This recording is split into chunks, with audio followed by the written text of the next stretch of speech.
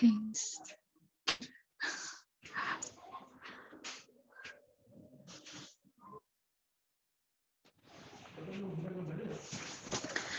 Ya, selamat siang anak-anak.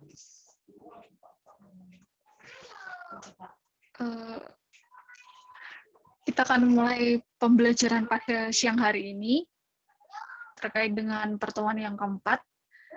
Namun sebelumnya, kita awali dulu terlebih dahulu dengan berdoa. Mungkin Rizka bisa bantu kita dalam doa.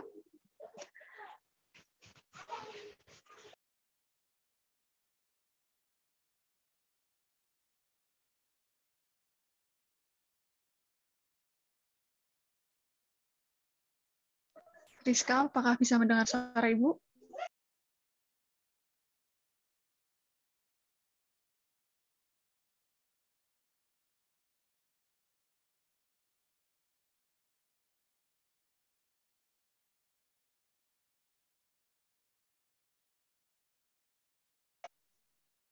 Baik, jika Anda ada, Rizka Anda connect, mungkin Ibu yang akan antarkan berdoa. Mari berdoa. Selanjutnya masing-masing berdoa. Amin. Ya, sebelumnya, apakah suara Ibu terdengar, Nana? Untuk kok diam aja gitu? Terdengar, Bu. Terdengar, Bu. Ya, oke, enggak apa-apa. Yang kemarin terkait dengan kesepakatan bersama, namun Ibu lebih dahulu di konser. Kemudian Rick apa Hadir, Bu. Ya, Yosia apa hadir?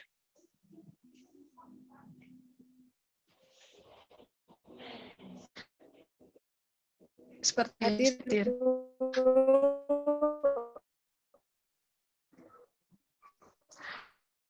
Hari ini ada yang bolos, tidak ada yang cinta.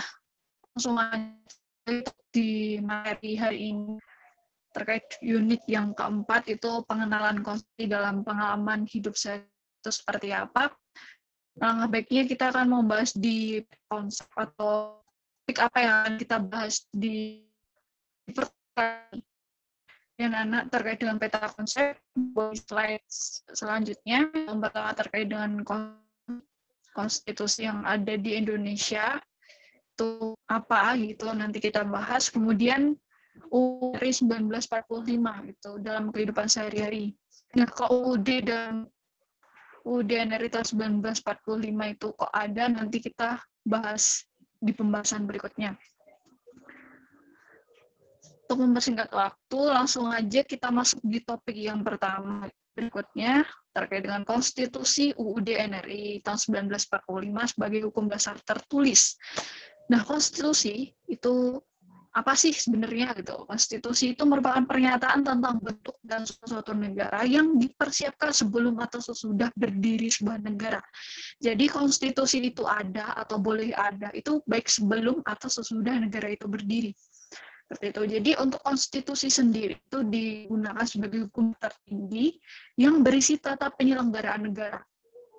Jadi di dalam konstitusi itu akan dijelaskan sebuah peraturan untuk pembentukan sebuah negara itu seperti apa, terus peraturan yang ada keterkaitan dengan pemerintahan dan lain sebagainya itu dimasukkan dalam konstitusi. Nah, dari perubahan konstitusi, sebuah konstitusi itu membawa dampak yang besar terhadap perubahan sebuah negara gitu. Contohnya, semisal dari konstitusi itu berubah dalam hal bidang apapun itu akan mempengaruhi ketatanegaraan, seperti halnya sistem demokrasi, sistem bernegara ya. Sistem negara Indonesia yang dulunya demokratis bisa jadi otoriter tergantung dengan pemimpin atau orang-orang yang mengganti konstitusi saat itu, seperti itu. Jadi konstitusi itu bisa berubah tergantung dari keadaan kondisi ataupun pemimpin yang mengubah itu gitu. Tokoh-tokoh yang mengubah konstitusi. Baik, di slide selanjutnya itu terkait dengan konstitusi itu sebagai hukum dasar tertinggi. sebuah negara harus dimaksudkan untuk mencapai dan mewujudkan tujuan tertinggi bernegara. Maksud dari adanya konstitusi itu tidak lain dan tidak bukan, tujuan konstitusi itu adalah untuk mencapai cita-cita negara. Ya. Indonesia itu mempunyai cita-cita.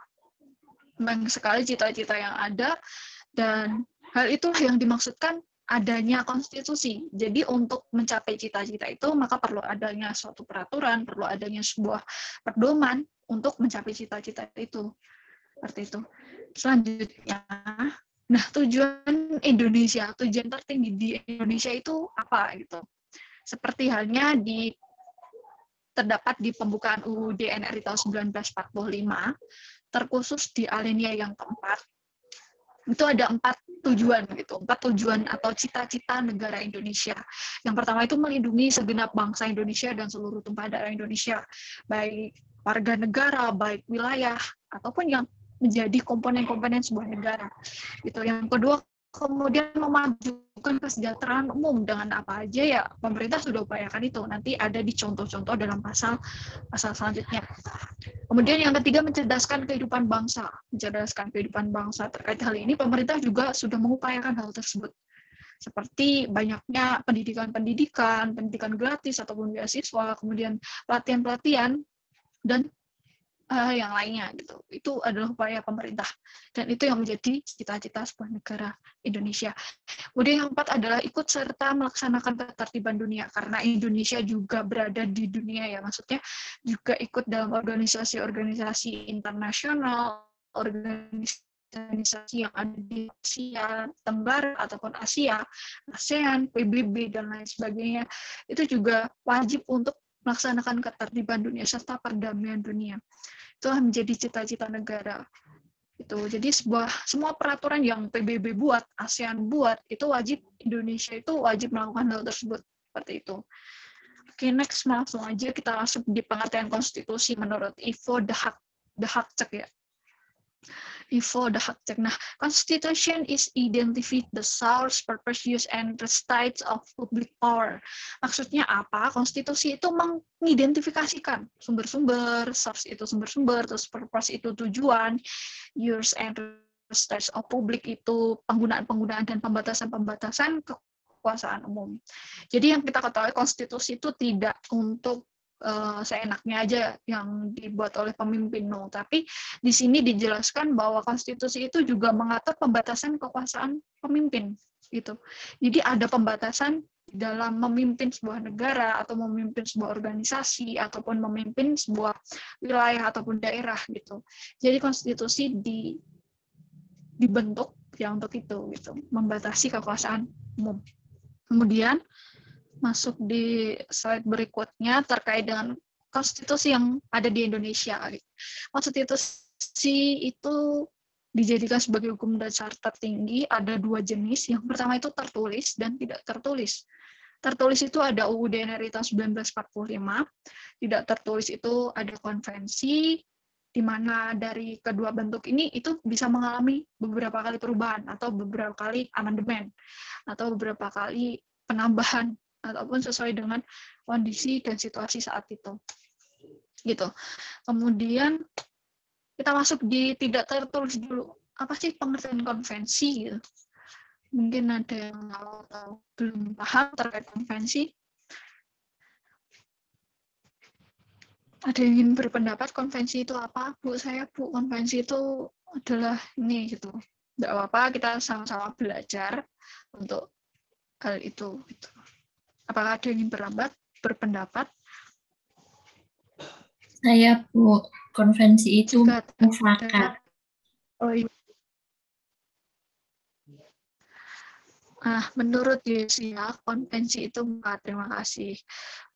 Dalam hal ini, bisa dikatakan mufakat atau kesepakatan ya. Benar apa yang diutarakan Yesia, kesepakatan atau pemufakatan, di mana terutama terdapat dalam adat, tradisi, dan sebagainya, atau kebiasaan-kebiasaan yang ada di suatu daerah. Seperti itu. Nah, untuk konvensi itu juga dijadikan sebagai aturan dasar yang timbul dan terpelihara, di mana dimaksudkan itu dilakukan terus-menerus dan berulang-ulang. Jadi konvensi itu tetap terus ada dan menjadi sebuah turun-temurun, seperti itu. Nah, dalam praktek penyelenggaraan negara itu terkhusus dalam pembentukan konvensi itu tidak boleh bertentangan dengan UUD NRI tahun 1945. Tetapi harus sesuai dengan UUD NRI tahun 1945. Seperti itu, terkhusus dalam praktek penyelenggaraan negara. Contohnya konvensi itu apa gitu? Contoh konvensi itu ada yang pertama ada pidato presiden setiap tanggal 16 Agustus. Itu pasti dilakukan setiap tahun sebelum upacara 17 Agustus, upacara kemerdekaan, itu presiden pada tanggal 16-nya itu melakukan pidato atau sebuah sambutan. Seperti itu. Itu konvensi. Kemudian selanjutnya ada pasal 31 nomor 2011 itu ada pembentukan peraturan perundang-undangan. Nah, UUD NRI tahun 1945 itu kan hukum dasar ya kan, hukum dasar dalam perundang-undangan. Nah, dalam hierarki perundang-undangan ini UUD NRI itu menduduki posisi nomor 1. Jadi posisi nomor 1 itu UUD NRI. Dan di posisi berikutnya mungkin ada peraturan yang lainnya gitu, presiden, keputusan presiden, dan peraturan-peraturan yang lain, peraturan daerah, seperti itu. Itu terkait dengan pembentukan peraturan perundang-undangan. Next, di sejarah UUD NRI tahun 1945 itu seperti apa? Apakah konstitusi yang ada di Indonesia itu mengalami perubahan atau enggak gitu. Kita ketahui bahwa beberapa kali perubahan, beberapa kali Indonesia itu mengalami konstitusi yang berbeda. Itu sejak disahkannya UUD NRI tahun 1945 oleh PPKI, selanjutnya itu ada perubahan terkait dengan adanya perubahan dinamika politik yang berkembang di Indonesia, karena pada saat itu kan juga masih belum sempurna merdeka gitu. Pada tahun 1949 contohnya, di tanggal 27 Desember 1949 itu masih dikuasai oleh Belanda, di mana saat itu juga Indonesia itu berubah dari UUD NRI 1945 itu berubah menjadi konstitusi RIS. Kemudian ada berubahnya Negara Kesatuan Indonesia menjadi negara serikat atau negara bagian dari penjajah itu gitu. Jadi istilahnya belum sempurna merdeka pada tahun itu. Namun hal itu, konstitusi RIS itu tidak tahan lama gitu. Cuman beberapa bulan, dari 27 Desember sampai 17 Agustus. Hitungannya tidak ada 1 tahun ya. Cuman beberapa bulan. Kalau tidak salah itu 8 bulan. Itu hanya bertahan seperti itu. Nah, kemudian di tanggal 17 Agustus 1950 itu kemudian diganti karena tidak sesuai dengan bentuk negara Indonesia, kemudian diganti dengan UUDS. UUDS itu Undang-Undang Dasar Sementara tahun 1950, di mana bentuk yang tadinya kesatuan, yang tadi serikat, kemudian berganti ke namun berbentuk republik, seperti itu. Nah, untuk pemerintah yang ada itu presidensial menjadi sistem parlementer. Itu. Nah, dari tahun 1950 kemudian masuk ke 1959. Tepatnya di tanggal 5 Juli 1959. Kemudian dari UUDS 1950 kembali ke UUD NRI tahun 1945. Jadi kembali ke gitu yang disahkan PPKI, kemudian ditambah di Indonesia. Sampai pada tahun 1999 itu ada beberapa amandemen atau beberapa kali perubahan sampai tahun 2002 itu sebanyak 4 kali amandemen perubahan UUD NRI tahun 1945. Namun di hari-hari berikutnya itu bisa jadi UUD itu bisa diamandemen lagi itu terkait dengan kondisi atau keadaan yang ada di Indonesia. Selanjutnya, di slide selanjutnya kita masuk di topik yang kedua terkait dengan UUD NRI tahun 1945 dalam kehidupan sehari-hari. Kita di sini belajar terkait pasal, dari pasal 27 sampai pasal 33 dan 34. Kita bisa cermati gambarnya ya anak-anak. Jadi di pasal 27 itu terkait dengan hak dan kewajiban warga negara, itu apa aja. Dari pasal 25 sampai pasal 27 yang selanjutnya gitu. Nah, kemudian pasal 28A sampai 8C itu merupakan pasal yang memiliki ayat paling banyak ya. 28A sampai 28C itu terkait HAM, hak asasi manusia. Itu apa aja ada, hak untuk hidup, hak untuk mendapatkan pekerjaan dan sebagainya. Kemudian terkait di pasal 29 itu ada agama. Terkait dengan agama itu ada kebebasan memeluk agama, memeluk kepercayaan dan beribadah dan lain sebagainya. Kemudian di pasal 30 itu bela negara. Bela negara itu banyak sekali bentuk dari bela negara itu. Kemudian di pasal 31 dan 32 itu terkait dengan pendidikan dan kebudayaan. Di pasal 33 dan 34 itu terkait dengan ekonomi dan kesejahteraan sosial, terkhusus masyarakat Indonesia. Oke, itu untuk topik yang kedua, dan slide selanjutnya itu mengenai contoh ya. Nah, jadi di sini ada beberapa gambar. Yang pertama itu ada gambar, mungkin tahu ada gambar apa? Ada gambar, ada yang ingin mencoba mendapatkan argumen.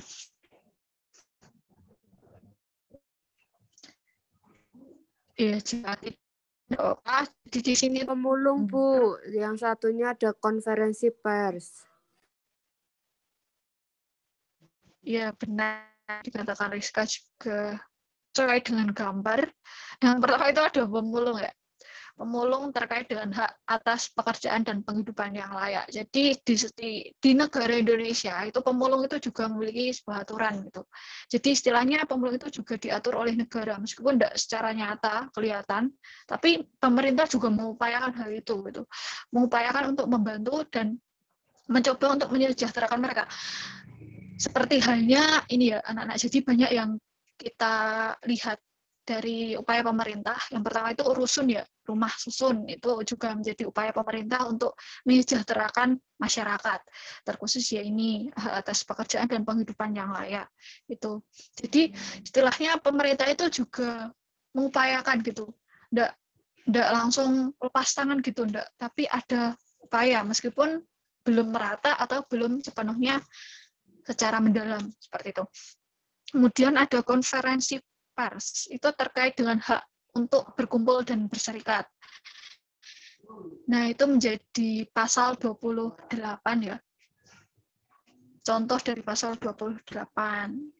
Itu untuk konferensi pers atau rapat-rapat yang organisasi lainnya, LSM dan lain-lain. Seperti itu. Kemudian di slide selanjutnya itu juga ada gambar terkait dengan hal ini gitu. Yang pertama itu ada gambar Indonesia, kemudian di depannya itu ada berbagai orang beragama berbeda. Ada Konghucu, Buddha, Hindu, Kristen, Islam, Katolik, dan lain ya.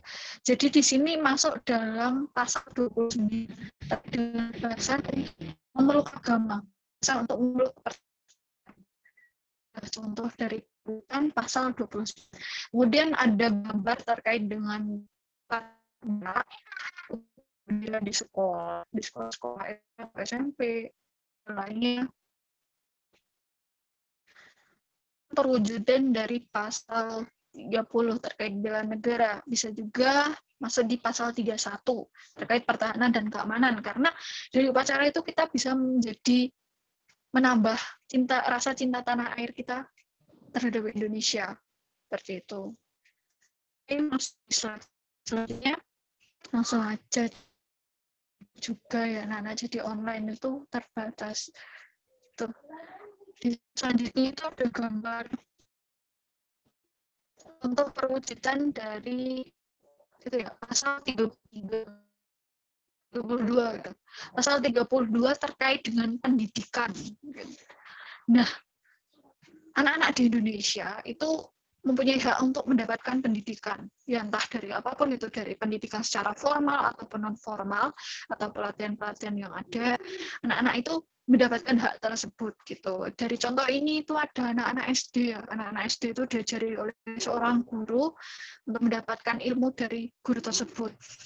Nah, upaya yang pemerintah juga lakukan terkait hal tersebut itu ada pendidikan, ada juga beasiswa-beasiswa yang ada, pelatihan-pelatihan yang ada, itu juga menjadi upaya pemerintah untuk mengatasi pendidikan dan pemerataan pendidikan yang ada di Indonesia.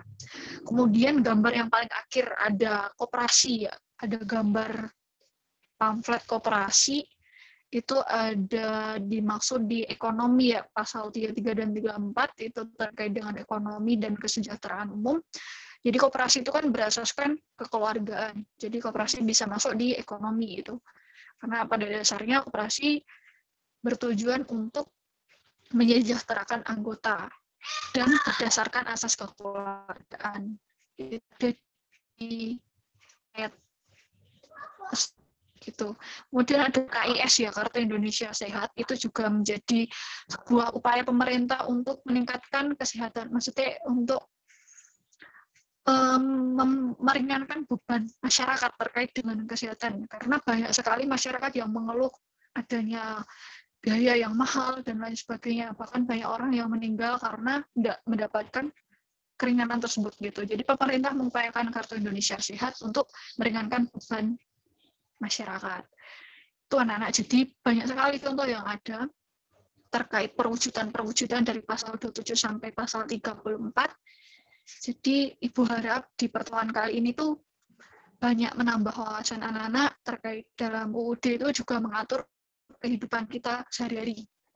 Itu.